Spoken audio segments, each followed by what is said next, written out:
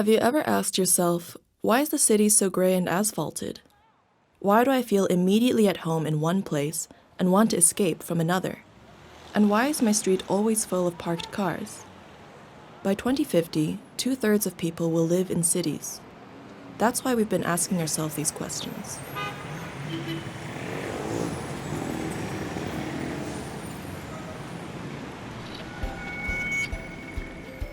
Hello, we are Leah and Lisa. We met during our studies at the Bauhaus University in Weimar.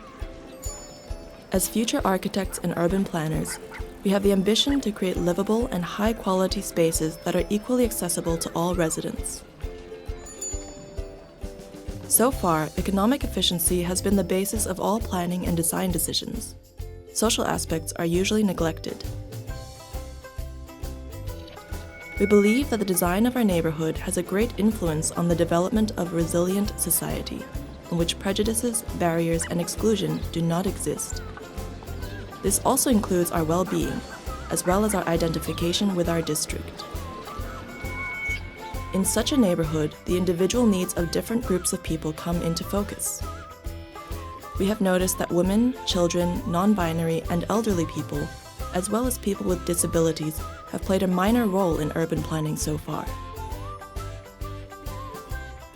During our research, we came across HerCity, a joint initiative of the United Nations Habitat and the Swedish think tank Global Outmanning. A project website called HerCity, Let Her Guide You, launched on International Women's Day 2021. It includes an open-source toolbox for implementing participatory design projects around the world. To give her a voice, urban development is explicitly promoted from the perspective of young women and girls, since they form the majority in the group that historically has received little attention. HerCity promises, plan a city for girls, and it will work for everyone.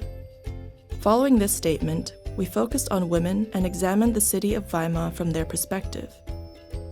Based on the global project, we launched the HerCity Weimar initiative in the summer of 2021. The first step was to find enthusiastic participants. It didn't take long to complete the HerCity team. Together, we analyzed the strengths and weaknesses of Weimar and talked about our needs in the public space. For this purpose, we took a close look at the quality of public spaces. These are Weimar's streets, parks, and squares. We used a variety of tools to collect gender-specific data for Weimar.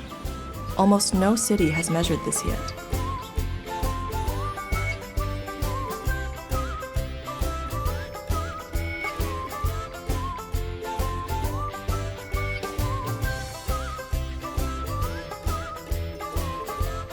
Through our Instagram channel and a survey, we were able to let interested residents participate in our project.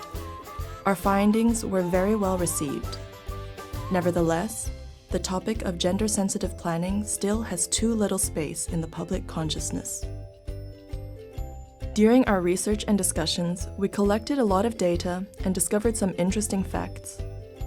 We categorized our findings into 5 important fields of action. First, facilities and furnishing. 3/4 of Weimar's residents would like to have more clean public toilets in the city. Second, mobility and accessibility.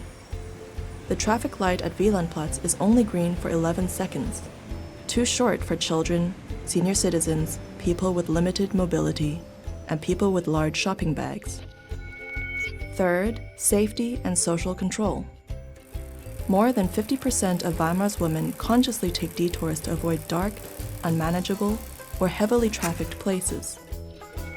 Fourth, visibility and appropriation.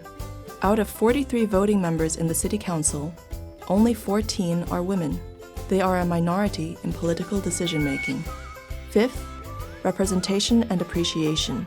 In Weimar, over 200 streets are named after women and men, but only 20 streets honor significant daughters of the city. That's less than 10%. HerCity Weimar gives a voice to the residents who have been neglected in urban planning so far.